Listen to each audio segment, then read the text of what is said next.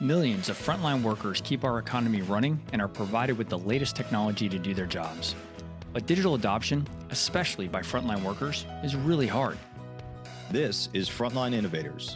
We explore how to overcome challenges and achieve success when we empower our essential workers. I'm Justin Lake. And I'm Gene Signorini. Together, we speak with experts who are leading the way and driving digital transformation to the front line. This podcast is sponsored by Skillful, on a mission to help frontline workers learn and use the technology needed to succeed in their jobs. My guest today is a strong team leader, excellent problem solver, and organizer. He had previously been the supply chain process change manager at Kroger and is currently an independent retail consultant focusing on cost modeling and operational strategy. Please welcome to the show, Joe O'Connor. Welcome, Joe. Thanks for having me, Justin. Looking forward to it. I'm really excited about our discussion today, and I want to jump right into the first question on Frontline Innovators, which is, what do you see being the biggest challenge facing the frontline deskless workforce today?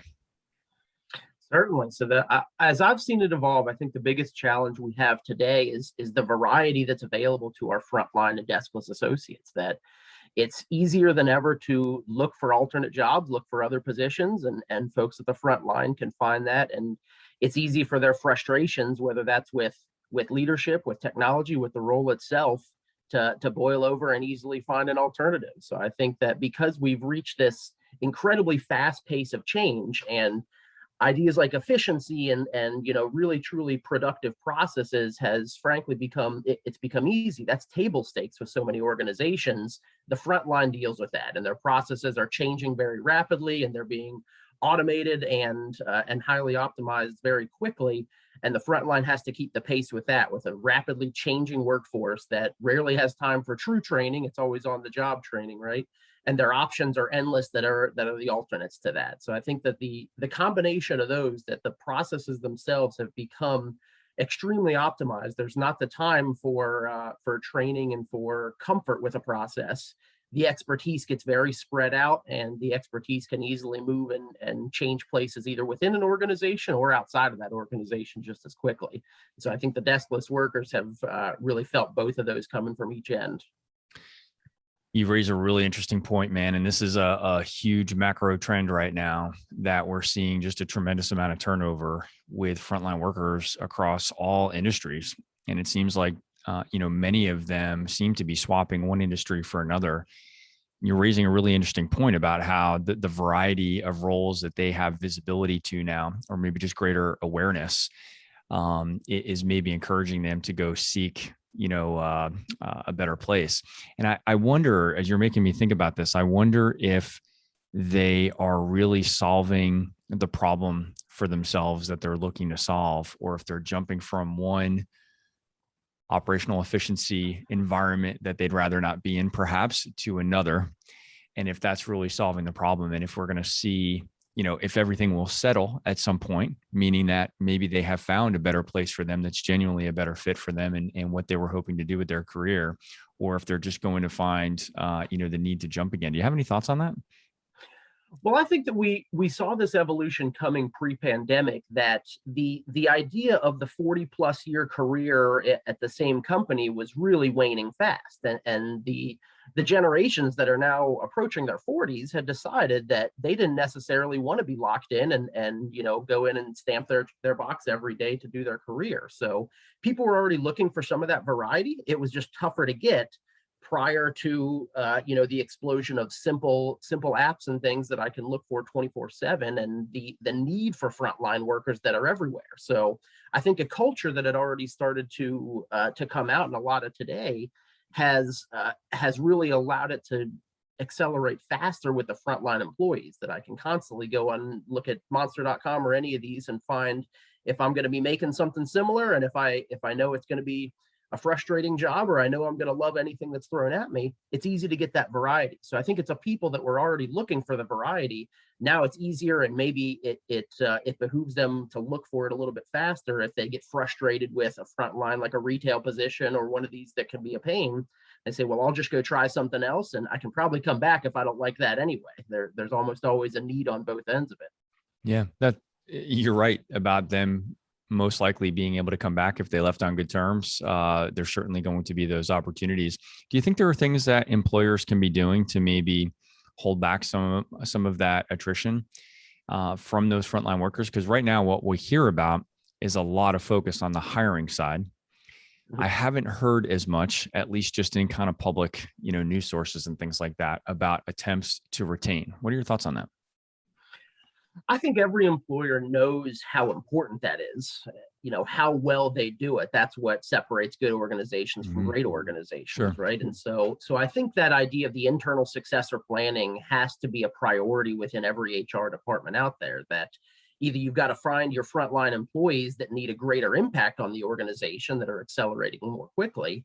And as you work your way up the ladder, you figure out, do you need somebody who's going to be in a dedicated expertise type position, and somebody who has an absolute passion for one segment of the business or the industry, or somebody that needs to be a switch hitter that can bounce around the organization? And that's where I think a lot of the change management roles can lend themselves, are the people who I define as translators within an organization.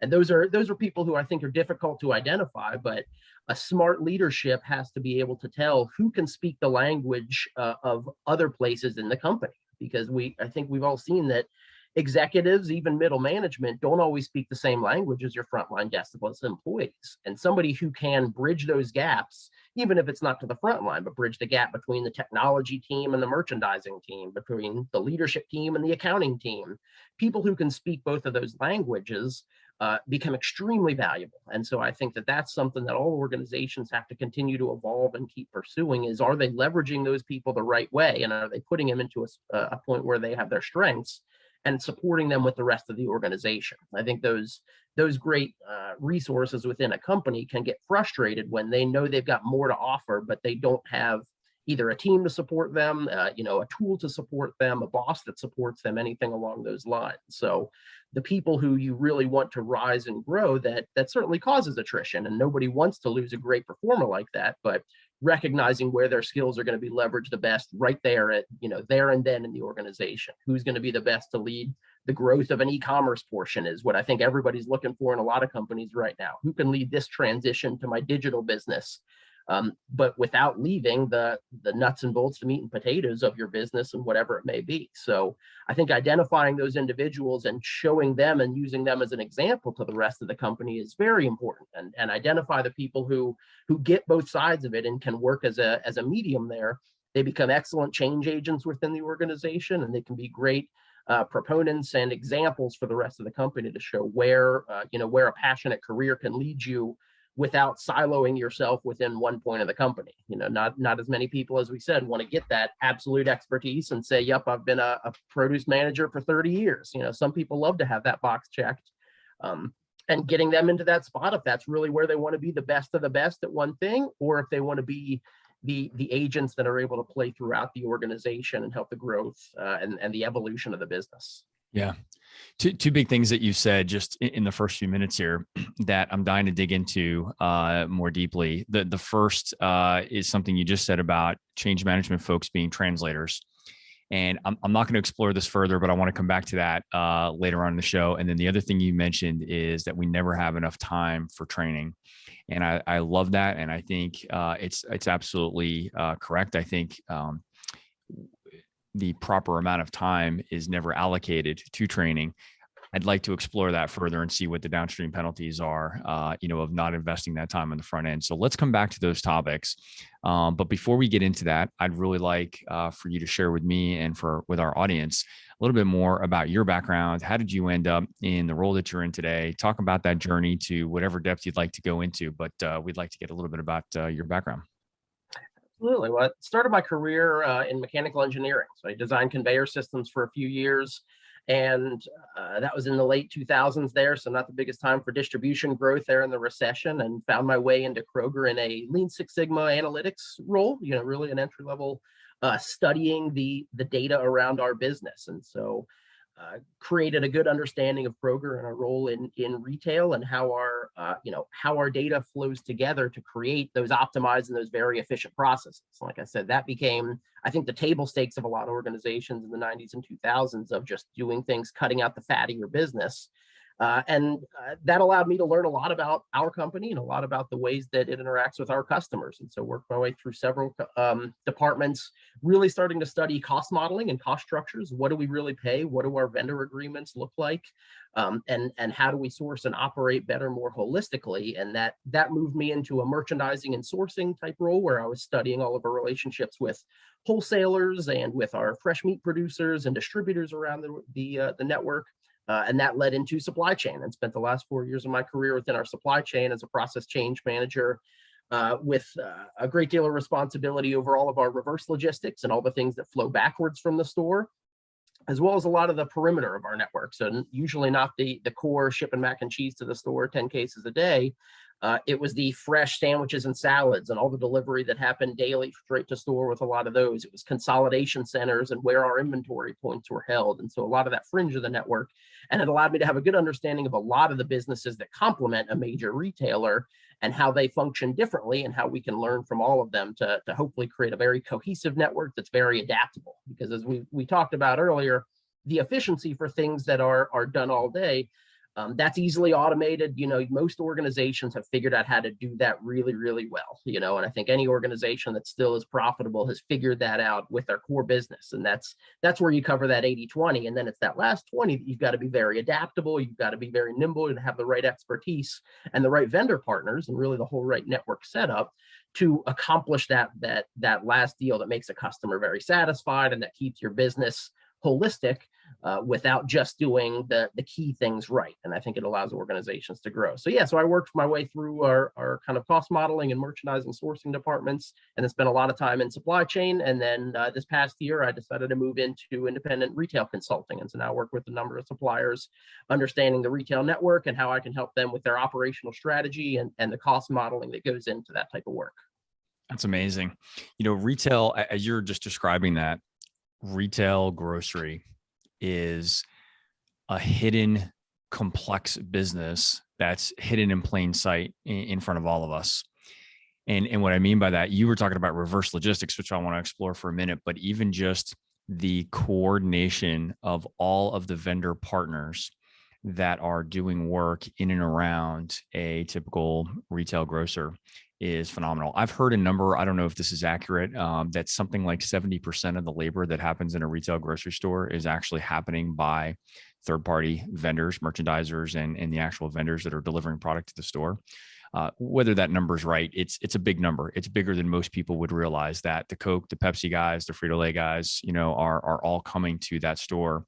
And there's this like orchestration of all of those activities that have to take place in order for the shelves to be stocked properly, and I think, and you've got exponentially more people involved than when a change has to occur. Yes. So when one of those companies decides to get out of, for example, the DSD ice cream business was a major change that happened in 2019.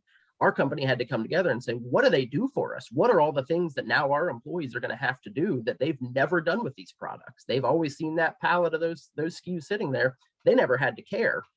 Now we have so many people involved, and you're not always in charge of your own future there. You've got to have everything in sync and have a clean handoff. So I think that business and across, like you said, the whole grocery store, there's a lot of that intersects, and all those parts of the model have to be congruent with each other. It's fascinating. And I think I've always enjoyed learning about the behind the scenes of the global economy and getting to see how some of these processes happen. I'm very familiar with the direct store delivery, model of distribution for manufacturers in the CPG space and things like that. What I think the pandemic has done for the general public has raised their awareness, and we're still talking about it today. But when we first started hearing about supply chain problems was, in the early part of 2020, when the pandemic was really first starting to roar up into full speed, and everybody was running out of paper products, right? And all of a sudden, the general public became very aware, like, well, who makes that stuff, and how does that stuff get to the grocery store, and why are the shelves empty, and who's supposed to be stocking the shelves? And I was just fascinated that it took something as critical and severe as, a toilet paper shortage, or at least stockouts, maybe not a shortage because there was plenty of toilet paper, but there was definitely stockouts, to just make everybody aware of how that stuff happens. And so it's actually been interesting to me because with my friends and family now, not that we make a habit out of talking about supply chain, topics all the time, but it is interesting. I think just the general public is more aware of the complexities that go into, making a retailer work. Yeah, it used to be a retailer, or I'm sorry, an interview question for us when we were interviewing folks, and they'd say, "What do you like to work? What do you like about this?" And I genuinely would say that I liked having conversations around the dinner table about how stuff got here. It Yeah. becomes fun, and I think it's engaging with everybody in all walks of life because we all interact with it in some way. And why are restaurants different than retail, and why is Home Depot different than a food retailer, and those types of things. So it's a fascinating world. Like you said, it's constantly evolving between our customer tastes and what Whole Foods did 10 to 20 years ago, and how they redefined the model, Yeah. and how so many different retailers have their own way of doing it. And now that we're getting into home delivery and things like that, there's a lot of different operating models out there, and it's fascinating to see how these lines of business and the customers adapt to it. And it just speaks to, as you pointed out before, all of this change now. The change is being accelerated, and it affects all of those store associates in terms of their job. I mean, their roles have actually changed over the last couple of years as we have, order online and pick up at the store and all these other activities that are happening now. I mean, it's completely redefined roles, probably added roles, and perhaps eliminated some other roles or just shifted the resource requirements inside a store. But that's a lot of change for those men and women to have to absorb. It is, and it, like you said, it goes fast, and I'm sure we'll loop back to it when as we talk about technology more and more. But the more you learn about the business, the more you realize actions that have to be taken, and that becomes the role of so much of our executive leadership within any organization is what's the most important change that's going to get us the most bang for our buck, and that always doesn't show up on a standard ROI type of analysis. It's how did we just change? Is our workforce ready for it? And what do we know now that says, did we make the right change, or do we need to change course again? And technology is this beautiful tool now that we can study so much, and there's more information about a business, certainly one that's $100 billion business, that than any analyst or any team can try to understand rapidly or all at once. And that's where, again, that value of the translators comes in to say, what does this data mean to our business? What are our associates ready to do? And how do we take advantage of, whatever our strengths are at that point? So it was a good segue back into your reference earlier about change management folks being responsible for translation. And I think it's a fantastic point. And I've asked other guests on other episodes about the communication methods, but I haven't heard anybody else mention translation. And I love that idea. And one of the things I think that gets lost a little bit in the front lines is that senior leadership in the organization talking about pivoting and talking about embracing new business models and things like that are really often talking to the street, right? Talking to investors, talking to the public, maybe even talking to vendors at a very macro scale, right? To kind of signal to their industry, the changes that you're making, why you're making them, and to the consumers at large. That I think some of that can be left out with the men and women that are on the front lines who are thinking, what is in this for me? How is this going to impact me? Am I still going to have a job after this change takes place? So your point about translating, I think, is really good. It doesn't mean that they're not capable of understanding those other macro trends as well. They're watching the same news that we're all watching. But I wonder if we're bringing that to them in a sufficiently translated version to say, okay, here's the version that we want to explain to you. Here's how this is going to impact you. And so your suggestion of change management folks playing a role in that translation, I think, is fantastic. So let's explore that a little bit further. Are there examples that we can draw from that you can share with us that might be good examples to talk through?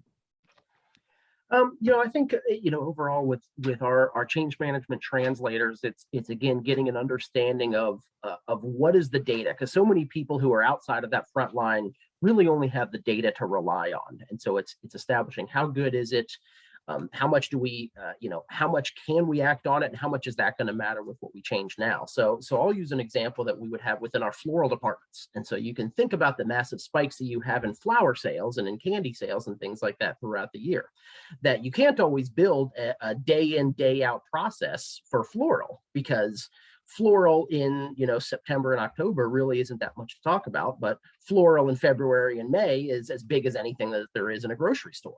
So I think what we had to try to figure out is, how is our floral network set up? And we had to have those translators who understood, where do the flowers come from? How do they need to be processed? When do we add water? When do we cut them? And we were able to get together, good groups of those translators to understand, what is the operating model of the business? How does that translate over into the data that we've got all these expertise that can mine it? Because there's a lot of great resources out there now that really understand technology, that can break down the billions of rows of data, make it clean, make it understandable, and really glean some insights from it. But if those don't make sense to the way the operation works, it doesn't always click, and it doesn't always lead to actual improvements. So what we would try to do is almost run alternate type scenarios and say, let's test something here for Christmas, and then let's see, all right, is it going to work again for Valentine's Day? But it's going to be all different items coming from different places in the world. So how is that going to affect it?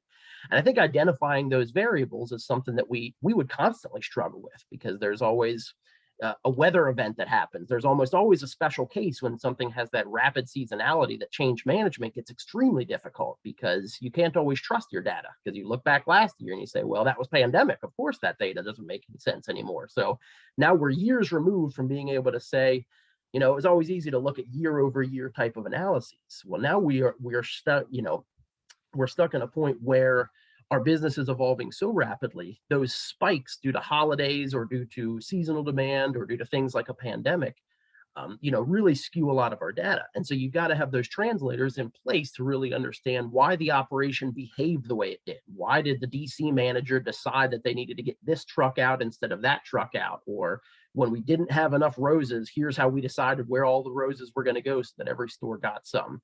I think that role of the organizational change consultant, that change agent, has to be somebody who is outside of picking the trucks, has to be somebody who is outside of, getting a cost from the supplier. Those dedicated change management teams are the ones who can really become the scientists of the business and the studiers of the business, but they've got to understand that operation. I think it's a delicate balance that we've got between all those associates to figure out who can be that objective view and who can study the data in the right way to make those operational changes, with the right balance that you want some critical thinking at the front line and at the deskless associate, but not so much it distracts from the nuts and bolts of the work. We've automated a lot of the things and we've streamlined those processes. So the ability of that change agent and that translator to work in between them and work very, very rapidly, or learn fast, fail fast, that type of a thing, that allows those highly seasonal and what often become the critical lines of the business to succeed and hopefully establish a good process and kind of a good mojo going forward. Because, as you said, it's very easy to get into a habit where you're just change, and you don't know, did our last change work, or are we constantly just adjusting some dials? Yeah. Well, and a lot of the focus of this podcast is on digital transformation initiatives as it relates to those frontline workers. And you've just raised something that I want to dig into a little bit. So, you talked about, now we have billions of rows of data that we can draw from, that we can now analyze, and we can make decisions based on the data and the insights that we're learning from that data. And, you talked about an example. I'm just going to continue down that path with the simple example of cutting the flowers and adding water to the flowers and things like that. So you may be deriving insights from the data that you have about when and how you should cut them, and make all those changes, and how that data now needs to be recorded going forward. What I wonder is, do we do a good enough job of communicating out to the men and women on the front lines about why those changes are being implemented? We used to ask you to water once a day. I'm making up this example because I don't know what's right here, but we used to ask you to water once a day. Now we're asking you to water twice a day, and we need you to record it in the POS system or in this mobile application that we're asking you to use. And all it is just a kind of a one-way directive to say you have to do this new thing. Do you think we do a good enough job of really explaining to them why we're asking them to make this change and what the impact is, and how we plan to use this data? I'm curious to get your take on that. Very generally, if I've got to answer, I would say no. Most organizations don't do a great job of explaining the why behind a change. And most changes, incorporate little more than a bullet point of, why am I making you aware of this? And it's, it would be whether it's a memo sent out from a field coordinator or something along those lines. Most organizations will get that one statement that says it'll better support our customers or provides insights, yada yada yada. It's usually very generic why, and that's where it fails. That a bad why is as good as no why at all. It's basically just it's an order. So I think that's something that organizations can start to do better, and I think we would dabble in it for the right change, is really establishing the train the trainer type sessions and the what do I need to look for, and what those establish is, when my frontline employee has to make a change, why do I care about it? Because the people who are in charge of my career are going to care about it as well. And that's not the best answer, but it helps them establish, yep, it's going to be looked for. I actually do need to do this because my store manager, it's on his checklist now. And as he or she are walking through, they're going to know what to look for, which sometimes the change matters to a store manager and they're going to care anyway. A lot of times it's just something that they need to be aware of, that, hey, if you see this, mislabeled, it means that there's a problem. But if you see this action taking place, they're probably doing the right thing. Breaking that why, and I think that understanding of a frontline employee to understand, this is a task, this is a process, here's what it leads to. That world of understanding all of the inputs and outputs of their task and what is changing, it's frankly gotten too complicated. And so I think it's difficult for any organization to explain why in a more concrete, objective manner to a frontline employee, that they don't always care. The answer just becomes too convoluted to say, well, we need our data to be more accurate for this person so that when the reports are run by this person, they're able to update this feed or they're able to loop back to a supplier. Frontline employees, it's not going to matter, or it's just going to cause more questions. So I think a better understanding of, trusting the upward level of the organization, that every frontline employee has to buy into, I'm doing this for the right reason long term, if I choose that I'm going to stay with this organization, right? Back to our earlier point. Right. And I've got to believe that my role has this greater view. So I think having that general understanding of, if I'm a produce associate and I got to know when am I going to cut and water my flowers and how am I going to lay my displays out, I've got to trust that at a macro. And at a micro, it's really, well, is this change going to stick? Is my boss going to be looking for it? Is this going to be in my performance metrics? Or is this the flavor of the week and I can keep doing it my own way and it's not going to matter next month? There's too many changes like that are out there that I say, well, I outlasted my last store manager. I can outlast this guy and it's really not going to matter beyond that. There's too much of that. And I think that distracts from real core change that can drive a more cohesive organization. But I think it's a delicate balance again of, not having to provide all of the detail and the technical background of why a change is happening to a frontline employee, but ensuring that you've got their buy-in, that their bosses and their managers are in support of it, and that they trust their organization is doing it for the right reasons and not just to cut costs, work my role out or do something like that. Yeah. I think trust, you mentioned trust a few times in that last answer. And I think that's a really big point that comes up a lot here. I do think in some cases, in some cultures that I've been privy to work around, I have seen a little bit of a disconnect in trust between frontline workers and kind of the rest of the company, right? That makes them feel like they're isolated from some of the decision-making and inside that corporation. And so I think there's an opportunity for that communication and just the culture to, evolve over time to establish better trust. And as we think about change management and as we think about digital transformation initiatives, there is a massive amount of trust required in order for those things to be successful. And so it sounds obvious when we talk about it on this podcast, when we're isolated from all the challenges of a project and isolated from the complexities of 100,000 person organization and stuff like that. So yeah, I get it. It sounds obvious and easy when we talk about it on a show like this, but it's something that I think we can't overlook when we look at the challenges that hold back adoption of technology or any other change inside the organization. Trust and communication are two paramount issues to making those things be successful. Yeah, as all of any business becomes more and more technically complex, and there's more data, there are more pros and cons to be weighed. The people who the change impacts just cannot be the ones who study that and understand it to the best. That's why these organizational change managers have to be there, and you've got to have a culture that is fed to say, we've got the right people who understand the front line, who really get what you need and what you need to do your job well.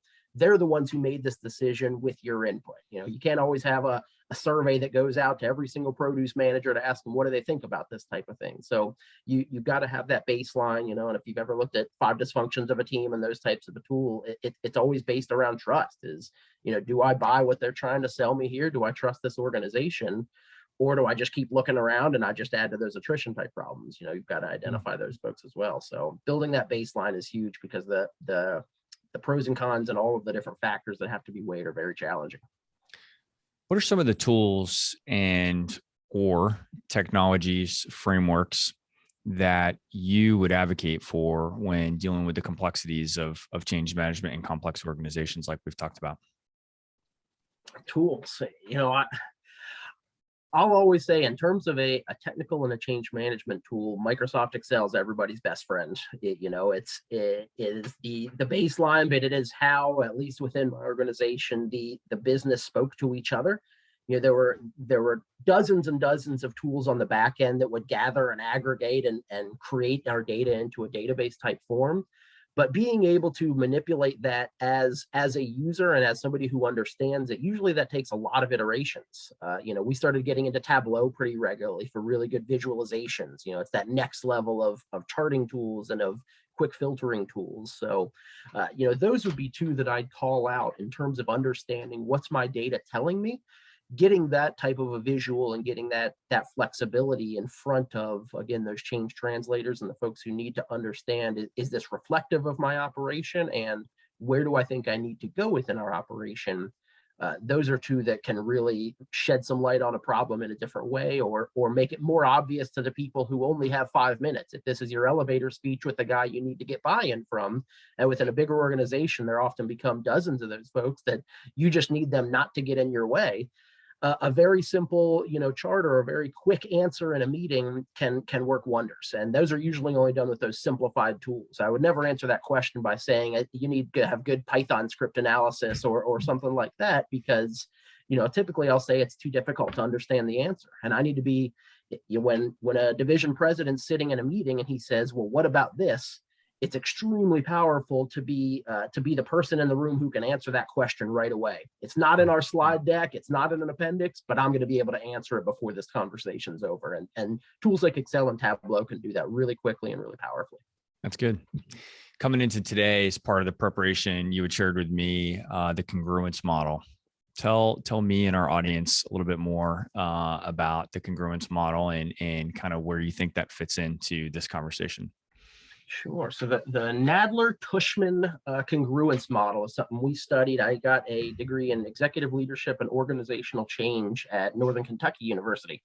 And we studied this congruence model as part of studying, how does your organization work? And we would use examples, companies like Enron and Oracle in the early days. And there's some great templates out there that say, this is how this organization was structured and why it was extremely successful at one element of its business, or why it succeeded or failed, what was missing.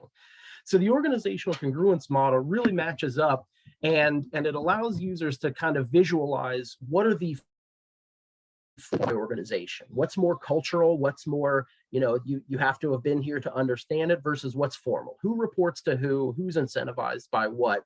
And that matches up with the people who are doing it and the work that's being done. So what are those tasks, who are doing it, and then how do they mesh with the rest of the organization?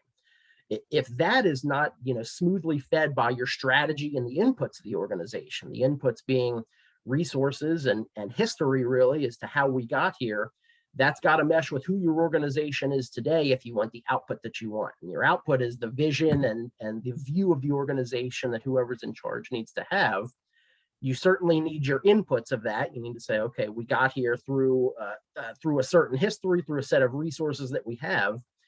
If your vision and your history are totally out of line with who you are centrally as an organization, you have to change who you are centrally as an organization. So I think it's identifying where, how did we get here? Who are we? Where are we going? And the Nadler-Tushman tool is a really interesting visual to try to understand the inputs and outputs and the questions that should be asked of an organization to say, how big is this change? Who is involved in this change? How did we establish that we think we need this change? And ultimately, are we ready for this change, or do we need to make another change first? Do we need a new president in place? Do we need a new trainer in every store, or do we need to break up the organizational structure and say this person's not incentivized by their sales anymore? So it's an interesting visual tool. It's fairly simple, and Nadler Tushman is the name of it, of identifying who you are a bit of as an organization, and are you in sync with yourself? So that sounds like that's pretty high level of what you were talking about in terms of really the planning, the assessing the current state and planning, and really thinking through what changes may be required as at an organizational level. Are there any elements of that kind of dig deeper or go deeper into the organization that might actually directly impact the frontline workers? Or would you say that model is really more for just kind of macro level planning? No, I think it absolutely lends itself down to the deeper level. And if we loop back to the complexity of like the DSD vendors that happen in a grocery store, if we talk about our people and our formal info organization, who we are as a company, that has to be part of it, is who is the face of our company to all the customers working through. As you said, everybody who's walked through a grocery store has seen the guy with the Coca-Cola logo on his shirt or something like that. And if your change involves some of those external entities, it certainly has to play into not just an executive view of who do we think we are and what are the top level bullets that we love to share with our board of directors, but again, who has their hands on this work, who's interacting with our customer. If our end vision is a more engaging workplace, then everybody who's in front of that customer has to be a part of it, and those other organizations have to be aligned. So you kind of get maybe more into a 3 or 4 or 5 dimensional model to say, well, does this matter about the products and how they're getting here? Does the truck driver and where he's driving through the parking lot matter? Does the guy who's checking them out matter? And they can all play into it. So I think anytime that you identify either a weakness and you say, yep, the informal side of our organization is not in sync, or you just want to dig into your change specifically, you've got to take it more into the hands-on level of that model. And so I think if you were to apply those DSD type vendors or all the vendors that interact with any business, that has to be part of your congruence. That is part of your organization, whether you want to think of it that way or not. Those intersections with your suppliers and with your vendors are key to understanding whether your organization is ready for a change. Yeah. That's really interesting thought process. I'm going to look into to that more. You sent me the link, and I'll make sure that we get that link posted in the show notes so that others in the audience can take a look at that as well. It's pretty interesting.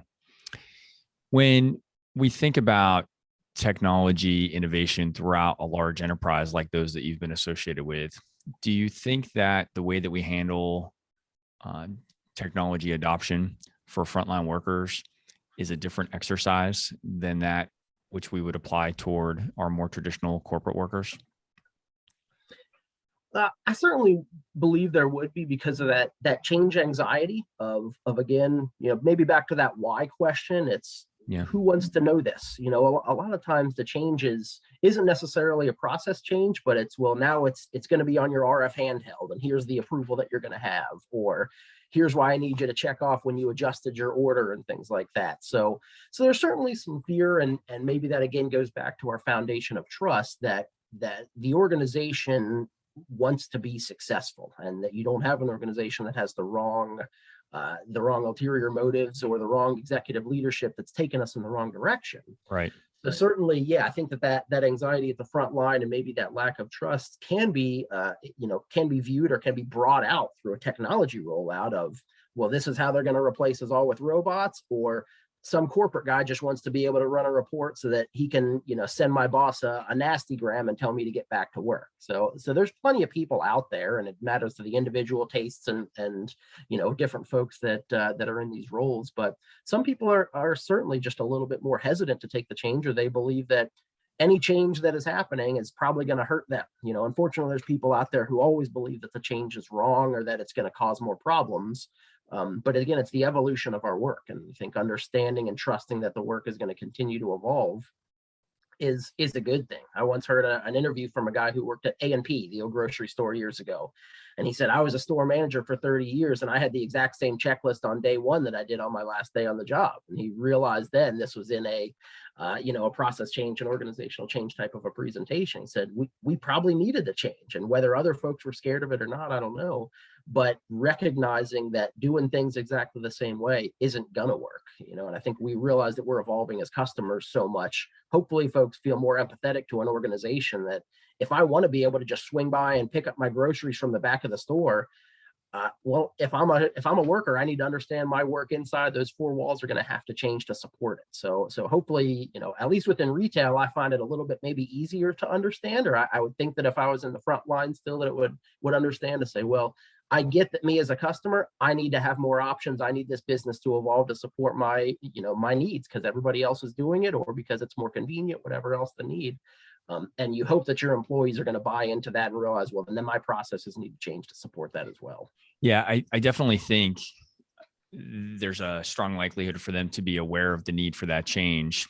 I don't know that it always solves for the change anxiety that you spoke about before, right? It's still going to be uncomfortable. People are still going to be, comfortable in the way that they did their job before. So they may understand it, but they may still not like it, or it may still cause them some discomfort.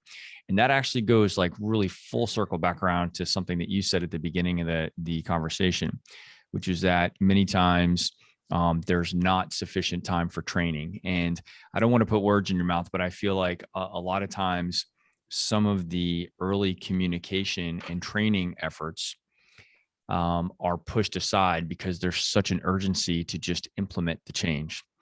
And so I think it's a really great point for us to go back to say, yeah, there's not enough time, but we have to make the time. We have to do those things better proactively. Otherwise, we're going to find the time later in other ways. We're going to find the time later by having to solve for poor customer experience. We're going to find the time later by having to increase the amount of support resources we apply to the technology that we're trying to implement because nobody's using it correctly, right? There are downstream implications to that, but I think it's very easy to overlook some of the things that we should be doing better on the front end. What are your thoughts to that?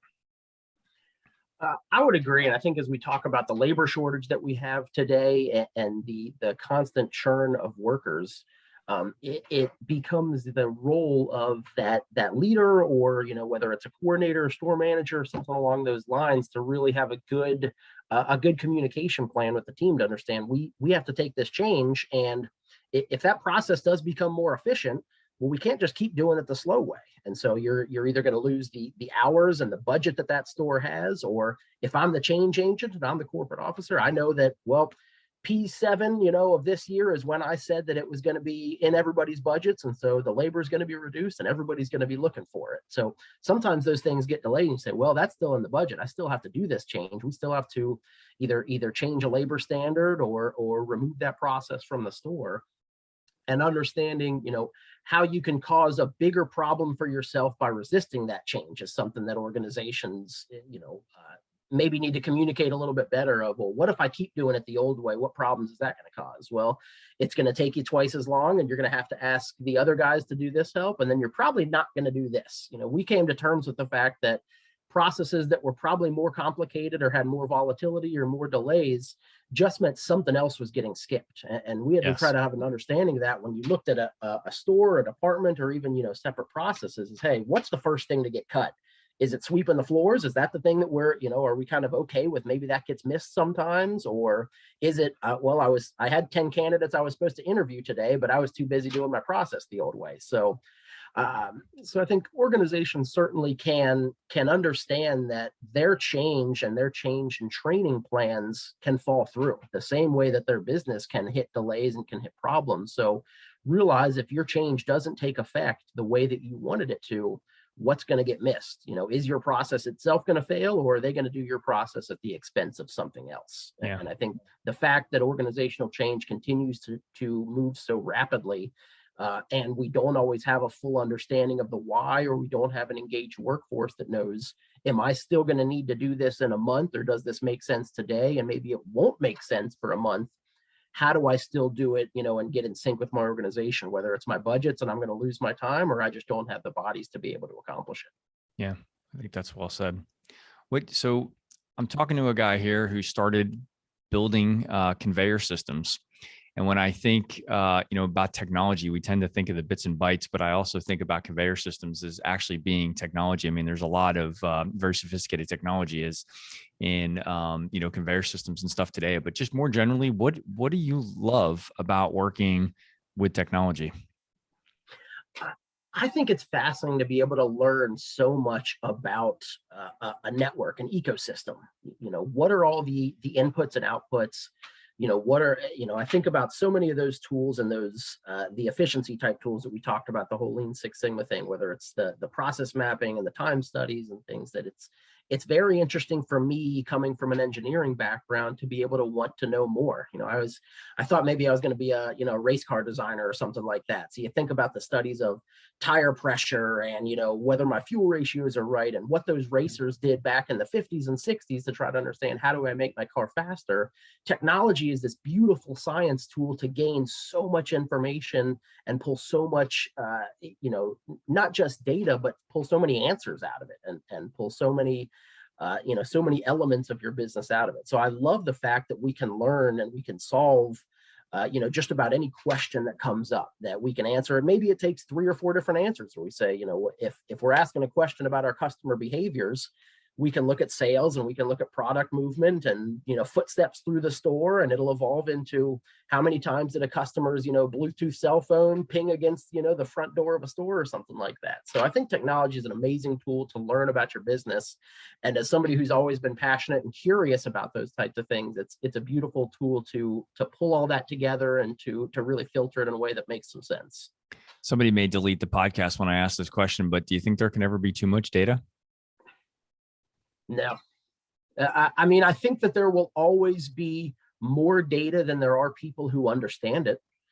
I would never say that there's too much data, because for the right question, you need to dive into that data. We would have, items like, that would study every transaction, every coupon, every scan and the seconds in between them. Doesn't mean we always had a great understanding of what it meant, or why the data looked the way that it did, or what are the outliers in the data. But no, I would never say that there can be too much data. It's just a lack of usefulness of it. Yeah. And perhaps what you're really saying is, resources and tools to analyze the data that we have. So the problem isn't the volume of data. It may be the resources and tools to assess it and turn it into something meaningful, on the back end. Is that I don't want to put words in your mouth, but is that a good way to? 100%. We started paying a lot more attention, in my supply chain career, to our old cardboard, the cardboard that we would sell back to be recycled, and really having an understanding. Nobody had ever figured out, well, are we selling all that we should be? Do we think that this, what else could be happening to this cardboard? It was those things that never mattered much. It was an extra revenue stream, but that type of technology and allowing you to take something that maybe nobody ever thought you needed data around. So it doesn't matter. It's just cardboard. It's, people thought of it as trash for a long time. Having the organization grow and using technology to study that can open a lot of doors. And I always told my old boss that there's going to be operational projects and there's going to be benefit there if we just understood our business better. And there's a lot of elements that are still black holes to us. Is there anything you don't enjoy about working with technology? Well, even though it allows you to answer every question, it makes every answer more complicated, or leaves it all with a but or an if at the end of it. And you say, well, if our data is representative, and if my statistical t-test, is accurate, and you say, yep, I'm within 95% confidence that we did, reduce inventory levels, that type of thing. So because technology allows us to have a more complex system, it has to enable the answers to be a little bit more complex, and we have to become better gamblers. We have to become better at understanding, was my data good enough? Was it representative enough to make this choice or to move further in the project? If I'm just in something that's a diagnostic and I'm trying to figure out, is this a problem at all? I've got to feel good enough to say, yes, it is a problem, or it's not big enough for us to waste the resources on it yet. And so technology allows us to answer and feed information into that question, but it perpetually allows more questions to be able to be answered that can delay the process or can just convolute the answer itself. Yeah.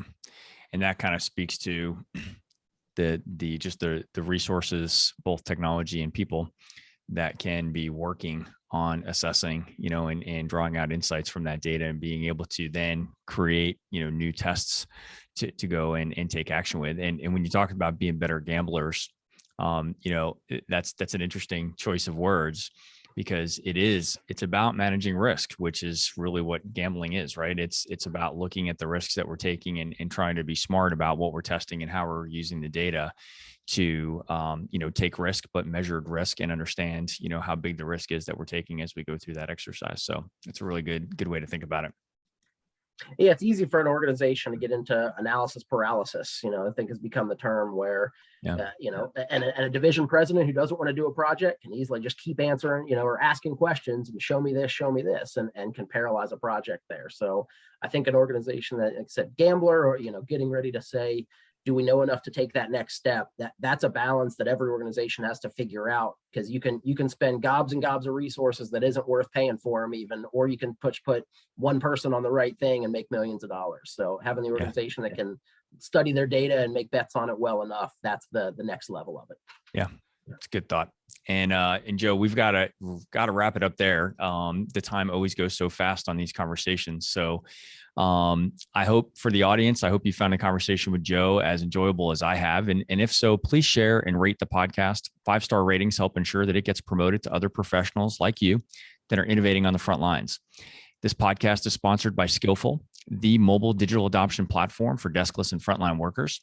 Visit the website at skillful.com. That's SKYLLFUL.com. And if you or someone you know is out there innovating on the front lines, we'd love to hear about it. Please reach out to me on LinkedIn and share your story. We have had a few referrals lately to some other podcast guests, so I'm looking forward to getting those folks scheduled. So keep those referrals coming to all of our podcast guests, and to the audience that's listening. If you know somebody else that would be a great guest on the show, we'd love to hear about it. So definitely get in touch with me, and we'll see you on the next episode. Thanks, Joe. Thank you.